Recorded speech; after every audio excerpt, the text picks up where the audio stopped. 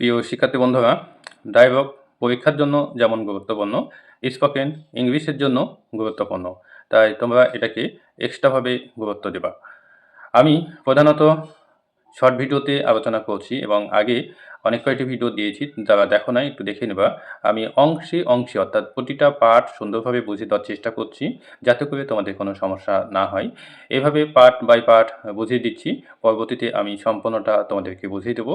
তাই গুরুত্ব সহকারে তোমরা দেখো, আশা করি তোমাদের ডায়লগ নিয়ে কোনো সমস্যা হবে না। এবং ডায়লগের কিন্তু কিছু নিয়ম আছে, সেই নিয়মগুলো কিন্তু তোমাদেরকে অবশ্যই মানতে হবে। তো আজকে আমি তোমাদেরকে শেখাবো বন্ধুর সাথে কিভাবে ডায়লগ শুরু করতে হয়, অর্থাৎ ঘনিষ্ঠ কোনো বন্ধুর সাথে। তো দেখো আমি স্টার্ট করছি।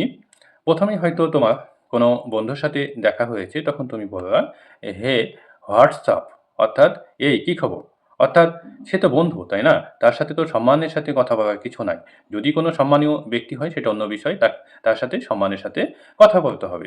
যেহেতু বন্ধু, এতটুকু বললেই কিন্তু যথেষ্ট। এখন তোমার বন্ধু বলবে, not much, what about you, তেমন কিছু না, তোমার কি খবর, এভাবে কিন্তু সে বলবে।